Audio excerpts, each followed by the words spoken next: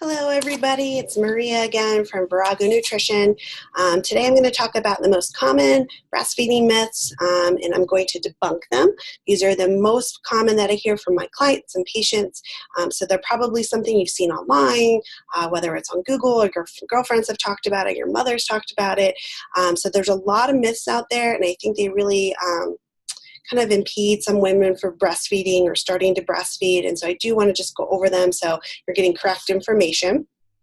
So this is probably the most common one that I hear, in saying that small-chested women can't make enough milk because there's actually just not enough space in there to supply enough milk for your baby. That's absolutely definitely not true. So a lot of women are nervous that, you might see a friend or a family member that has a large chest and think, man, they're going to produce a lot of milk and their baby's going to be well fed. That's not always the case. We actually see the opposite a lot of times, that women with larger breasts actually have difficulty with nursing. Number one, the actual size is sometimes not good for the baby when they're actually trying to latch. It's harder for a baby to latch. And then the second thing is that larger breasts actually just mean there's more fat tissue there, and fat tissue is not the type of cells that are going to produce milk. It's actually coming from epithelial cells, and sometimes women with bigger or higher BMIs or are overweight have less of those epithelial cells, and they are not producing as much milk. So it's usually the opposite. And even small-chested women can produce a ton of milk and get engorged and, are producing more than enough for one baby or even twins. So that is definitely a big myth. And so don't get worried if you're not, a size double D or something like that. You will still produce enough milk for your baby.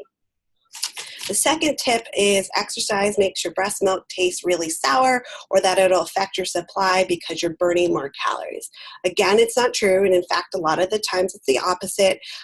Most studies show that exercise doesn't really affect anything from the taste or the amount of breast milk that you make. There's a couple studies here and there that show that aerobic exercise does help with production, but it's not an overarching thing that it's a definite. The one thing that they do notice is that if you're exercising and you're sweating, your baby might not want to latch because you taste salty, because sweat is salty. So make sure you wipe off or shower before nursing, and you might notice that your baby is more eager to latch. Another one that's very, very common, and there's a second myth coming after this that's similar, is that you should eat a bland diet. So no spices, no garlic, no acidic foods. That comes through your breast milk, and your baby will not like it, or not want to eat, or will affect their growth because it's upsetting their stomach. Again, it's not true. Studies show that the flavors do come through your breast milk, but instead of babies not latching, they show that babies do like to nurse, and they do like these flavors. And in fact, it helps benefit them into younger toddler years and early childhood, that babies that are exposed to a large variety of cuisines and flavors are more adventurous eaters later on. They actually showed this with pregnancy as well, that mothers who had a variety of spices during pregnancy, those flavors actually end up in the amniotic fluid, which baby also tastes. So it's actually pretty interesting that, you could be setting your kid up to be a great eater later on just by enjoying these foods when you're breastfeeding. So don't avoid these. Don't think you need to not enjoy your spicy Mexican food or go out for Indian. That's perfectly fine and good for the baby. No caffeine while you breastfeed. I know some OBGYNs are hardcore on the caffeine, both during and after pregnancy, and a lot of them do say limit it, but it is okay to have 1 or 2 cups, and I need 8-ounce cups, not this giant venti Starbucks, anything like that. 1 or 2 cups is generally both safe for you and the baby. If you notice your baby's more fussy or gets off a nap schedule, you might want to start cutting that back, or I know Folgers has a half calf that you can try, but again, it's not going to really affect your baby. The one thing it can happen is that if you are drinking coffee, it acts as a diuretic, which can make you dehydrated. And a diuretic is any substance like caffeine that causes your body to urinate. And so you can lose fluid. And if you're not drinking enough clear fluids to begin with, this is something we wouldn't want you to do, because staying hydrated is definitely important for your overall supply. Another myth is improvements in technology make infant formulas just as good as human breast milk. There's been a lot of progress in infant formulas. They have anything from soy or allergen-free, things that are hydrolyzed proteins, things like that, that do make infant formulas a better choice for some babies, but 99% of the time, the health professionals, myself included, are going to say that breast milk is the best choice for your baby. Now, if you cannot breastfeed, you are having issues, obviously we want you to use formula. Breast milk is not something that is, by and by the best. We don't ever want you to use formula. There are plenty of instances where you're going to use formula, and that's fine. But if you are breastfeeding, it's important to make sure that you breastfeed regularly and that you practice with your baby. And studies show that breast milk helps defend against a lot of infections. So you'll see that, breast milk babies don't get as many ear infections or have as much diarrhea or things like that. It also can help prevent allergies, and we'll talk a little bit about that in a little bit. And then chronic conditions like asthma and SID. So those are some benefits to breastfeeding. So even though formulas have a lot of advances, they are not duplicating your breast milk by any means. And the one really cool thing about breast milk is it's individual. It's individual based on the mother and then on the child's needs, and it's ever changing. You'll notice when your baby's sick, your breast milk actually might get a yellow tinge to it because it has more colostrum in it, and that means there's more antibodies in there that are helping your baby get over that cold or that ear infection. So it changes all the time, and as you progress through your nursing period with your baby, so no formula can ever duplicate that. So breast milk definitely is the best, but again, don't feel like you can't use formula because, like I said before, there are plenty of instances where you might need to. One thing I hear a lot as well is alcohol, that you can start drinking alcohol after you've been off of it for 9-10 months, and to make sure that if you're going to drink right after your nurse. So this is kind of a gray area. A lot of research shows that one drink is typically okay, but remember that any alcohol that you feel or that's in your bloodstream is going directly to your breast milk, and your baby's going to get. And their liver, their kidneys are not mature enough to deal with that alcohol. So if you're feeling any type of alcoholic effects, or even if you have some in your bloodstream, so is your baby. So you want to make sure you're aware of that. We want you to wait at least 2 hours before nursing or pumping, or do what's called a pump and dump. About an hour after you drink, pump out all your breast milk or as much as you can and throw it away. I know a lot of women, especially who are dealing with supply issues, are never going to want to dump out any type of breast milk. It's liquid gold. So, we're going to say maybe you shouldn't drink just so you can savor every last bit for your baby. But if you are drinking, know that higher levels of alcohol can damage their growth. You'll see developmental delays and disturbances in their sleep patterns. And new moms need sleep, so you want your baby to sleep. So I would be careful with alcohol.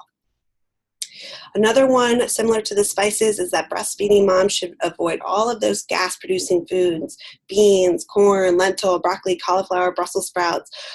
They all are called cruciferous vegetables, and yes, they do produce gas. So women who restricted foods usually did so unnecessarily. And so a lot of science show that majority of babies tolerate this just fine. Maybe if you're eating large quantities of it, or you do have that sensitive baby, you might want to lower the amount you eat or cut it out. But again, I would not be cutting out all types of things before you even start breastfeeding, or if your baby's not even showing any symptoms. And remember, a baby's GI system is really, really immature. So it might have trouble digesting or tolerating a variety of things. I know with my son, he just had gas no matter what I did. And I just got so frustrated cutting out milk or cutting out beans that, I was becoming miserable. And I don't want my clients not breastfeeding just because they feel like their diet is too restrictive.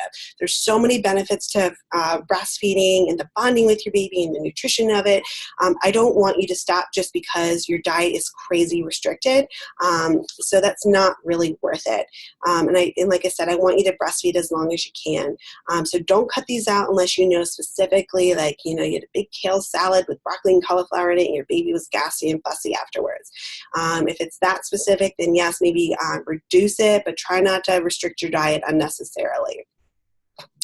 Another thing is people will take a lot of different vitamin supplements, thinking that's going to help build their supply or help enrich their breast milk more. A lot of studies repeatedly show that a prenatal or even a multi doesn't really increase your supply and doesn't enrich your breast milk. It might benefit you as the mother, but it doesn't necessarily do all that much for your breast milk. It is typically recommended to keep up with your prenatal, more or less because the breast milk production will take anything it needs from your body. It's going to leave you deficient, not your breast milk deficient. So you want to make sure that you're taking that supplement and eating a well-balanced diet for your own body's needs, not just your breast milk. So you want to make sure that you stay on track with not only a balanced diet, but maybe staying on a prenatal vitamin.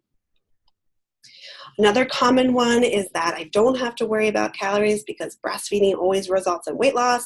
A lot of women say they're going to eat whatever they want the first time, and that they're excited to lose that weight and enjoy that extra calorie burn that nursing produces.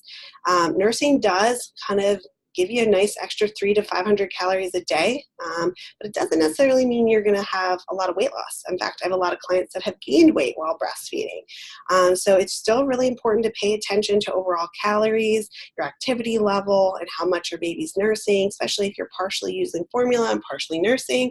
You're not going to be burning that extra 300 to 500 calories a day. So you do need a slight increase in your calories, but not as much as we would want.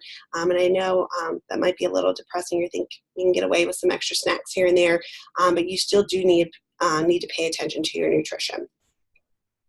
A lot of women also still think they need to avoid raw fish or unpasteurized products like some raw cheeses or sushi, but you can actually start including them. They are not off limits. Nothing gets into your breast milk.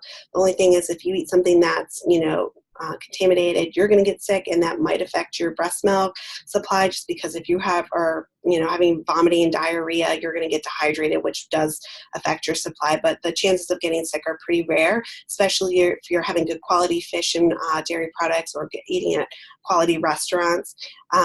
You do want to limit your intake of certain fish that are high in mercury, because mercury can get into your breast milk. So the big eye tuna, swordfish, shark, king mackerel, all of that stuff is really, really high or fairly high in mercury. Having it occasionally once a month or so is not a problem, but you most certainly don't want to be having that every day by any means.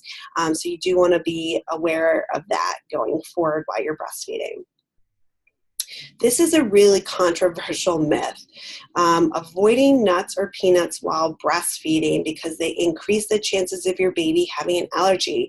There's nothing scarier than having an infant or a small child with a severe allergy, like a peanut allergy. The reaction is usually anaphylaxis, which can be life-threatening. So there's no wonder that patients and clients are really worried about this. And there's been so much back and forth between allergists and OBs and pediatricians and dietitians that it's made it very, very confusing. But the most recent research, as in 2017, last year, has showed that if you consume peanuts and tree nuts while you're breastfeeding, it does lower your risk of having an allergy. And in fact, once you start feeding your baby solid foods, whether it's 4, 6, 8 months, to introduce them to nuts and peanuts while they're still receiving breast milk. So this is really, really important. It really will help lower their risk of developing an allergy. So within the first year, it's always been said the opposite, but the new research says just try it yourself, and get your baby to try it after like 6 months when they're eating solid. And this is really important. It can really reduce the risk of those life-threatening allergies. And you definitely don't want to have to deal with that if you don't need to.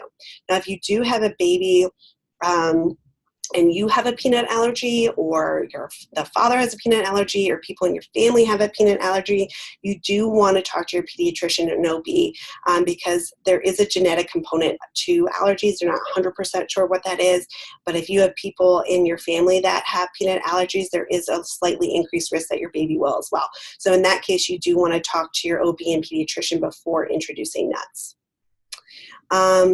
Kind of the opposite, we talked about formulas, But a lot of people think, okay, so breast milk is so great, then my baby doesn't need anything else outside of that. And for the most part, that is true. It has all the protein and carbs and healthy fats and most of the vitamins and minerals that babies need, but it is not 100% complete meal replacement for infants. So breast milk actually doesn't have enough vitamin D in it. And so now pediatricians are wanting mothers to supplement their breastfed babies with vitamin D. We're not hanging out in the sun, and we're most certainly not letting our babies out in the sun, obviously.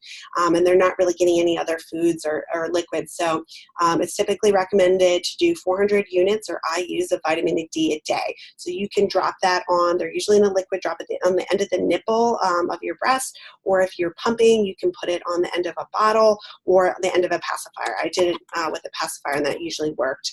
Sometimes the vitamin D is very oily, and if you put it on your breast or your nipple and then it's touching your clothes, it can stain and not come out. So you want to be careful with that. Another big area that is very common that women will go to are the herbal supplements, the teas, the lactation cookies, things like that. Fenugreek's a popular one, brewer's yeast, mother's tea.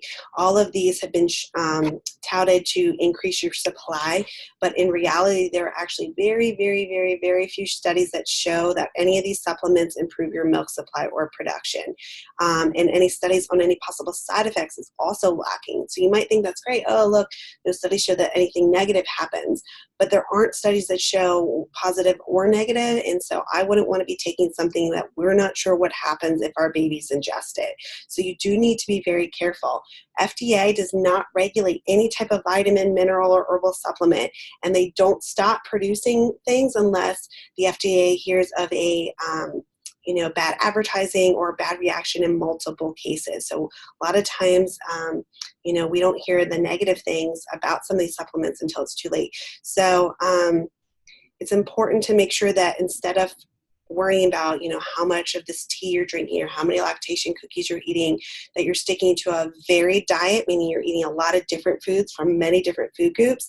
You're not restricting anything unnecessarily, and that you're drinking a ton of fluids. That's the best thing for breast milk supply. If you're really concerned about your supply, talk to your lactation consultant or pediatrician about whether or not your baby's growing well or if you have any latching or positioning problems. But a lot of the times we're going to want you to probably stay away from these herbal supplements and really just focus on the basics, which is going to be your diet and lifestyle. Once we make sure that's on track, you usually will have improvements in your supply. So these are my top tips. And I can't say I actually really listened to myself when I was breastfeeding. I definitely Googled a lot of things, but Google can also give you a lot of not great information. So be careful of your sources and what you're reading. There's a lot of mommy blogs and things out there, and just people's stories. That's not necessarily scientific evidence. So I do include some resources today for you, so it's a good place to go. They're all studies or a really good website. So always talk to your pediatrician, your OB or lactation consultant or dietitian before making any changes or getting overly concerned. And make sure you tell them if you're going to be adding any type of supplement like one of those herbal teas. Just simplify your diet, make sure you're not over restrictive, and don't try to focus on getting random foods in your diets or restricting foods in your diet. You just want to eat a very balanced diet. The one good thing about your diet that you can do is healthy fats. So don't skimp on this at all. So eggs with yolk, full fat cheese, avocado, fatty fish like salmon are all really good for you. And then obviously drink a ton of water. This is a great a meal plan for you. So it shows different meals and snacks that really will help not only keep your supply up, but keep you feeling satisfied all day long. Very nutrient dense, full of healthy fats, full of healthy protein and carbohydrates, which is what your body truly needs when producing enough milk for your baby. So following something like this is the best bet that you can have. Here's my contact information. The website is viragonutrition.com. You can shoot me an email if you have any questions about this presentation or any of other of my presentations at maria@viragonutrition.com. I have a Facebook, Twitter, and Instagram, and then all of our videos are also posted on YouTube. So this one will be up in the next couple of days. Again, here are some of the resources that I used today, so feel free to check them out. Any of these websites are good for other questions regarding breastfeeding or child growth and development. So thank you again for joining me, and I hope to hear from you soon. Have a good afternoon, everybody.